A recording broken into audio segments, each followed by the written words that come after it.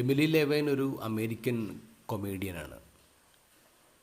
അവർ വലിയൊരു ഫിലോസഫറാണ്, ഓഥറാണ്. അപ്പോൾ അവരുടെ അവസാനത്തെ ടോക്ക് വൈറലാണ്. അവർ മരിക്കുന്നതിന് മുമ്പ് നടത്തിയ അവസാനത്തെ ടോക്ക്. അവർക്കപ്പോൾ സ്റ്റേജ് 4 ലങ് ക്യാൻസറാണ്. അവർ സ്റ്റേജിൽ വന്ന് അവർക്ക് ക്യാൻസറാന്ന് പറയുമ്പോൾ വളരെ ഹാപ്പി ആയിട്ട് അവരത് അനൗൺസ് ചെയ്യുന്നത്. അവർ പറയണ I am excited to die. കാരണം ഞാൻ ഭയങ്കര ഹാപ്പിയാണ്, ഞാൻ ഭയങ്കര സാറ്റിസ്ഫൈഡ് ആണ്. ഞാൻ ഗിഫ്റ്റ് എക്കോണമിയിൽ വിശ്വസിക്കുന്ന ഒരാളാണ്. എനിക്ക് ലൈഫ് എന്നുള്ള വലിയ എനോർമസ് ഗിഫ്റ്റ് കിട്ടി, ഞാനത് നന്നായിട്ട് ജീവിച്ചു. ഇനി ഞാൻ എൻ്റെ ലൈഫ് ഗിഫ്റ്റായിട്ട് കൊടുത്തിട്ട് പോവാണ്.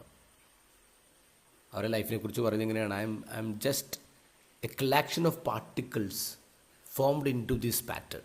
ഞാൻ ഈ പാറ്റേണിലേക്ക് വന്നിരിക്കുകയാണ്.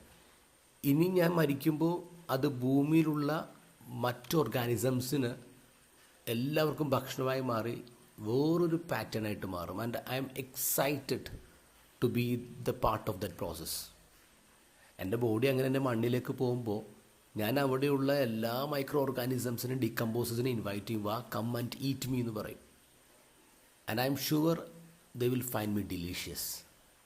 ഭയങ്കര ഹ്യൂമറസായിട്ട് അവരുടെ മരണത്തെക്കുറിച്ച് പറയുന്നത്. എന്നിട്ട് അവർ പറയും, my life is a banquet and I had my fill. I had enormous appetite for life and I've consumed life. Now I am ready to be consumed. മരണത്തെ കാണുന്ന രീതി നോക്കിയേ, ഒരു പേടിയില്ല. അവർ വളരെ ഹാപ്പി ആയിട്ട്, വളരെ ഫിലോസഫിക്കലായിട്ട് അവർ ലൈഫിനെ കാണുകയാണ്. ഇന്നത്തെ ഗോസ്പലിൽ ഈശോ പറയുന്നത് സെയിം തിങ് അല്ലേ?